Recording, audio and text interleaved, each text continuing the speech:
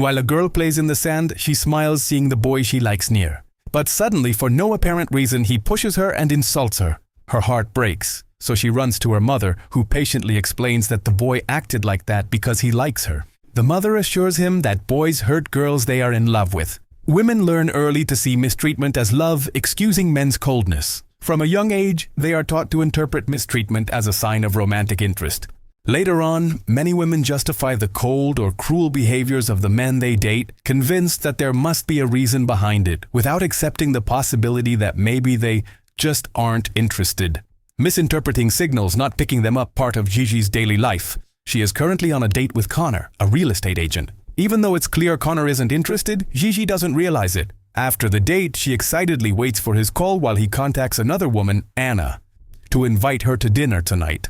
Anna, exhausted, promises to call later and hangs up. Anna is in line at the supermarket, and a man in front of her lets her go ahead. While she pays, the cashier informs her that she is the 1,000th customer of the month and has won a small cooler. Even though the prize is modest, Anna is excited. "I've never won anything." Grateful, she gives a big hug to Ben, the man who let her go ahead. Connor, anxious because Anna isn't answering his calls, reaches out to her, but she ignores him while chatting with Ben. Upon learning Anna is a yoga instructor and aspires to be a singer, Ben says he knows someone in the music industry who could help her. Excited, Anna starts to write her number, but Ben, uncomfortable, stops and admits he's a married man. Anna insists that there's nothing wrong with getting help, but Ben isn't fooling himself and admits that he shouldn't be helping such attractive women. Anna, reluctant to let go of the connection she felt, offers to give him her business card. He agrees and they both say goodbye. As he walks away, Ben can't help keep looking at her, telling himself he didn't do anything inappropriate. Clearly, the encounter left a mark on him. Following days, Gigi worries Connor isn't calling her. She consults her sister Janine, who thinks Connor will call her, and her friend Beth, who suggests that she take the initiative, sharing that's how she met her husband. Excited, Gigi calls Connor, but all she gets in response is silence. Desperate, she goes to the bar that Connor hangs out at and meets Alex, the owner. He explains to her that Connor won't be coming that night, and then they end up chatting, starting a friendship. Alex, who has distant relationships with women, explains to her that if a man doesn't call, it's because he's not interested. Gigi argues that she knows cases where not calling turned out to be something temporary. But Alex insists that those are exceptions, and that when a man acts like he doesn't care about you, it's because he really doesn't care. You are the rule, not the exception, he states. Meanwhile, Anna tells her friend Mary that she can't stop thinking about Ben, even though he's married. Mary mentions after 15 years of marriage, got divorced because he found another person who made him feel special, and he has been happily with her for 22 years. Inspired, Anna calls Ben about meeting at the cafe to discuss his help for her career. Ben, happy to receive the call, knows he shouldn't be doing this and apologizes, saying she is a wonderful person, but he can't get involved. What Anna is doing here is questionable. Let's talk about weddings for a moment. Why are they such public events? It's not a coincidence. Couples don't just commit to each other, they also do it in front of society. There are two main reasons for this. First, to create an implicit social responsibility by reminding them to fulfill the promise made. And second, indeed, to inform everyone about this commitment with the expectation that no one will try to interfere with it. Marriage is a huge commitment, full of challenges, and that's why it doesn't just depend on the couple to make it work, but also on the support and respect of those around them. But when someone like Anna ignores those boundaries and interferes, the risk of that promise being broken increases. Rejected, Anna calls Connor, goes to his apartment, and they talk. Connor compliments her, and Anna hugs him. He mentions that they haven't spent the night together in a long time, but she makes an excuse saying that she's exhausted. He gives her a kiss on the lips and then leaves. Meanwhile, Gigi's casual encounter with Alex changes her perspective, making her very paranoid about reading signals. Gigi shares this with Beth and Janine, affecting Beth, who starts to worry about Neil's commitment, her partner. Have you found yourself interpreting mixed signals? One day you feel they like you and there's interest, but the next day everything seems opposite. These situations are indeed emotionally exhausting and often lead us to create stories in our heads to justify or explain the other person's behavior. But here's something you might want to try. Don't get stuck in that cycle of assumptions. Ask and clarify. Asking allows you to get out of uncertainty and move forward. No, it can be scary. We fear that by asking directly, the other person will pull away. But if seeking clarity makes them lose interest in you, they probably were never really interested. You truly deserve someone who values your honesty and is always willing to be clear with you. Now, on the other side, if you know that someone is developing feelings for you but you don't share the same interest, you also have a responsibility. Don't toy with emotions. Be honest and clarify your intentions. It can be uncomfortable, but it's much crueler to let someone tell you and create false expectations. Being direct doesn't just mean being hurtful. You can always do it with kindness and respect. Beth is in a 7-year relationship with Neil. He is indeed very good and dedicated to Beth, but he still hasn't proposed to her. Neil always says it's not a lack of commitment, but that he simply doesn't believe in marriage, even though Beth had let it go. Gigi's ideas about commitment and signs fill her with doubts. Finally, Beth confronts Neil. She tells him that she doesn't want him to keep being nice to her if he's not willing to marry her. She clearly expresses her desires and asks him if he ever thinks about marrying her. Neil remains silent, and Beth, faced with the lack of a response, decides to end relationship. New, who had always been a loving and committed partner, probably felt invalidated by Beth's ultimatum. For him, his actions were clear proof of his commitment. For Beth to dismiss him over the lack of a ring must have been painful, as if everything he had done wasn't enough. That's why I think she didn't give in. In relationships, it's easy to take for granted the little daily gestures that build the bond. Making coffee, listening attentively, or helping with tasks. Thanking them can strengthen love and appreciation, and prevent someone from feeling that their effort goes unnoticed. Beth is upset not sharing her marriage dream with Neil. If marriage is a very important emotional need for her, it's indeed natural that she would feel frustrated at not sharing that dream with Neil. In a relationship, it's not always enough to just accept the differences. It's also important to communicate them and look for common ground. Instead of falling into a power struggle, it might be more helpful to make the effort to understand why a desire is important to the other person. Behind those requests, there are often emotional needs that go unnoticed. Both had the responsibility to listen to each other, not to debate, but to understand why getting married or not was so significant for each of them. It wasn't really about winning, but truly about connecting. Moreover, in my opinion, I think ultimatum statements rarely solve problems in a relationship because they often make the other person feel pressured or invalidated.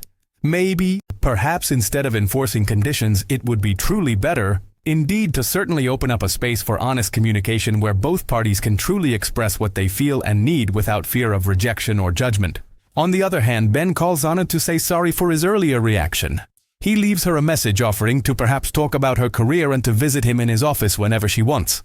At that moment, Janine, his wife, shows. He gets scared and hides phone. Janine, sweet and affectionate, is happy to see him. She asks him what he was doing and he lies, saying he was imagining how the room will look after the renovation. She mentions that she thought about painting it yellow, a neutral color, perfect for an office or a guest room, or maybe like a baby's room, and laughs. Janine comments that they know they've agreed to wait, but he tells her that they're almost ready to talk about it. She smiles and kisses him. Mary arrives at the newspaper and shares a man invited her out through MySpace. Her colleagues disapprove, but she defends that things have changed. It's not needed to meet someone in a traditional way. Mary says to attract men she doesn't need to cut her hair. At that moment, she receives a call from Connor, who is her client referred by Anna. Even though she has helped him advertise his real estate business in the newspaper, they have never met in person. Meanwhile, Anna visits Ben in his office. He tries to find the contact he promised her, but without success, he didn't trick her into coming. Anna flirts, saying she would have preferred that, but Ben is just too good. Ben sighs and sits down. As Anna approaches and asks, "Why are you married?" Anna needs to understand why he can't live without that woman. Ben confesses that he and Janine have been together since college. Ben hadn't proposed to her, so she gave him an ultimatum. Either they got married or they broke up. Not wanting to lose her, he agreed, but now he thinks he might have made a hasty decision. Ben confesses to Anna that she's too sexy and he's very attracted to her. He steps back and tells her he will call her with her contact info. On the other hand, Janine finds cigarettes and an ashtray hidden in her garden. She suspects the workers remodeling her house but fears they might be from her husband. She had asked Ben to stop smoking and she doesn't like that he hides things. Ben attends a yoga class taught by Anna, justifying it as if it were a coincidence. Anna asks him to go swimming. Ben confesses he has thought about her and says they can be friends. Why can't he have female friends if he finds them attractive? Anna agrees. Why can't she be friends with a married man if she likes him? Ben, captured, tells him, "I think I just fell in love." Anna swims and begins undress. Ben is frozen, hesitating whether to get in the water, but admits that he doesn't trust himself around her. Anna suggests that he look at her. Ben smiles and tells her, "I think you're the best friend I've ever had." Ben gets home and finds Janine waiting for him. She kisses him, noticing something odd, telling him he is different. Laughs, denies what she's talking about. When Janine asks him if he has started smoking again, reminding him his father died of lung cancer and she asked him to quit, Ben denies it and accuses her of acting differently because of the stress from the renovation. Janine ends up apologizing.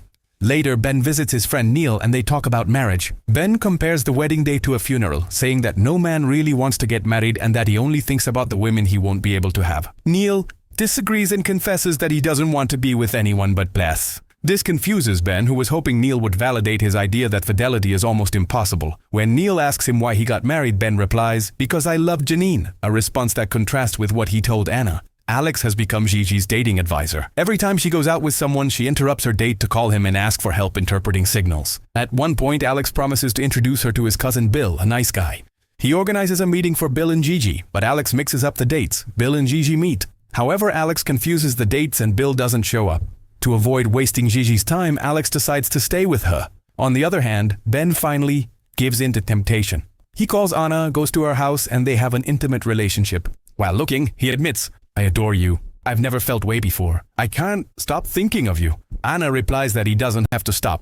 Ben, conflicted, says he was never unfaithful. Anna assures him that she can't stop thinking about him either. He kisses her and she looks ecstatic. Infidelity often rarely happens all at once. It's usually a process that builds up little by little with small decisions that seem innocent and justifications that make us believe we're not doing anything wrong.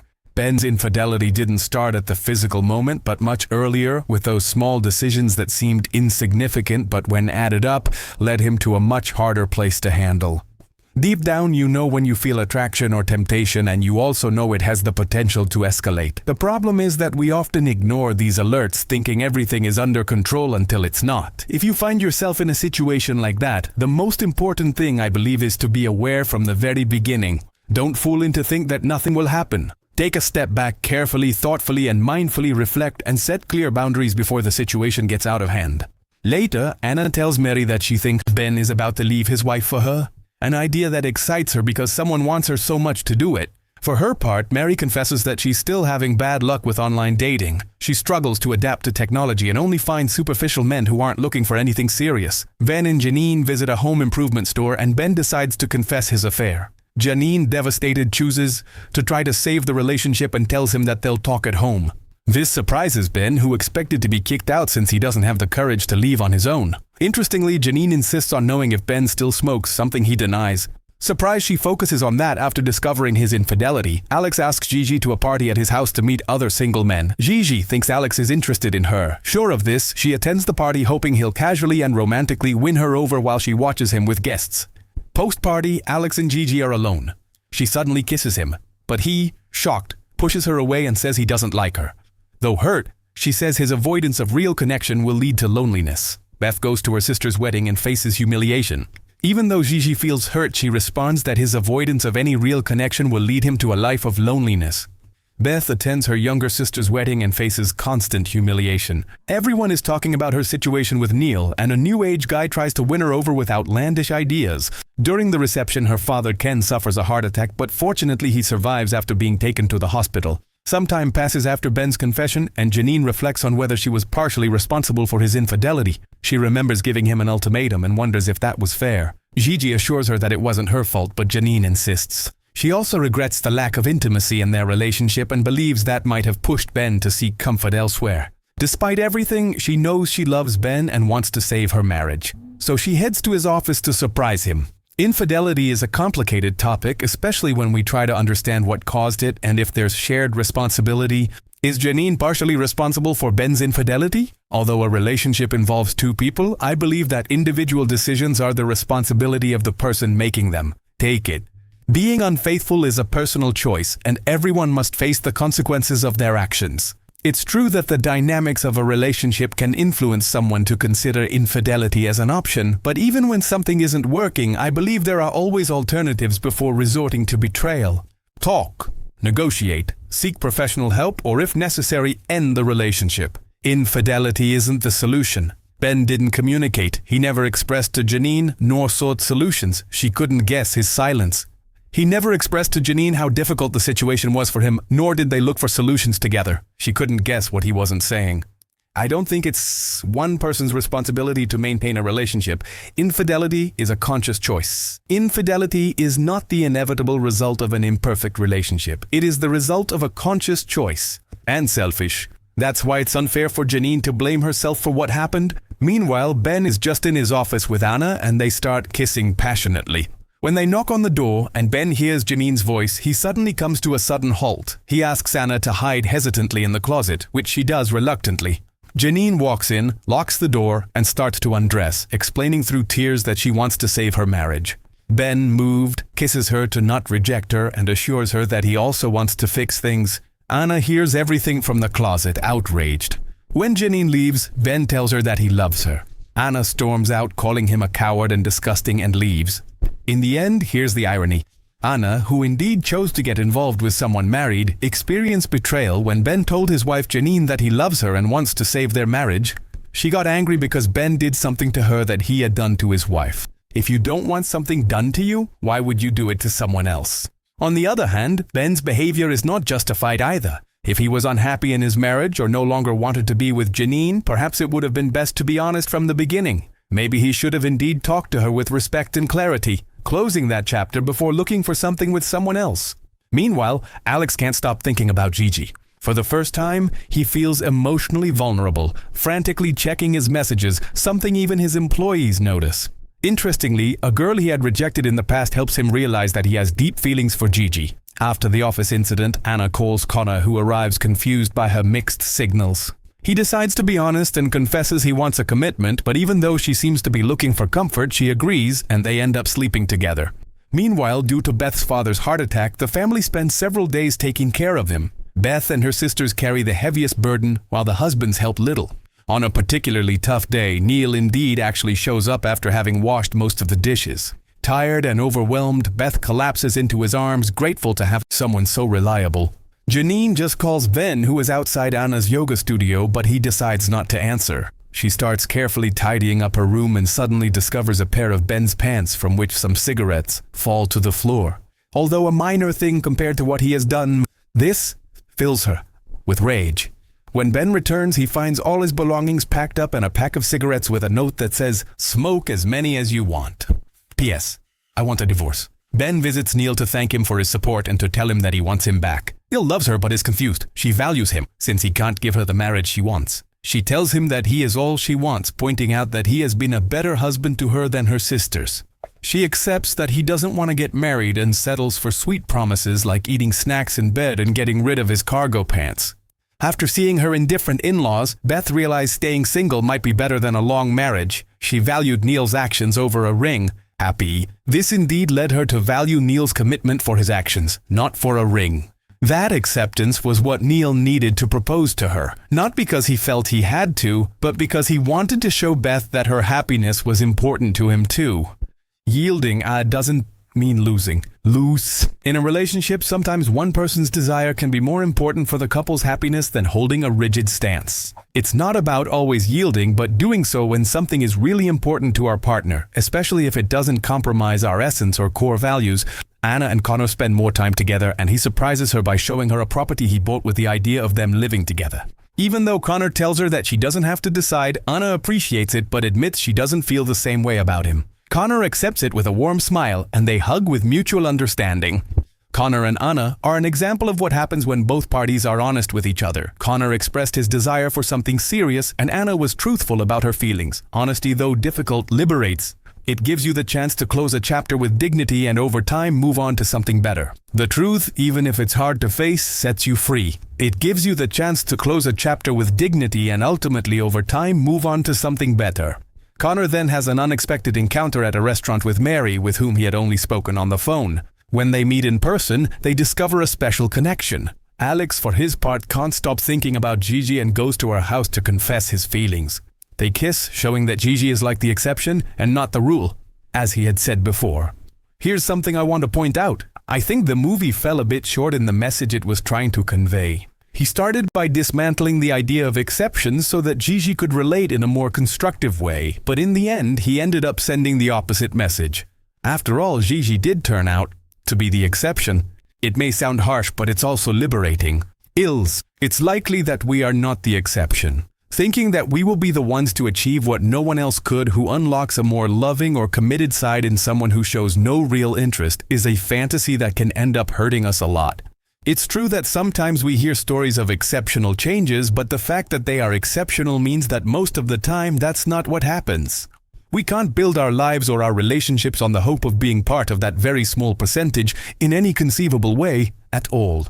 On the other hand, Neil moves back in with Beth, but he still keeps his expensive pants. While trying to throw them away, Beth finds an engagement ring in a pocket. Neil proposes, Beth accepts, saying that he truly and deeply loves her so much that he's willing to set aside his reservations about marriage to make her happy. Beth, excited, accepts. In the end, Gigi and Alex live happily together in an apartment, while Janine moves out on her own to get over her failed marriage. Ben, for his part, buys beer alone after pushing both women out of his life. Anna is advancing in her career as a singer, performing at a restaurant.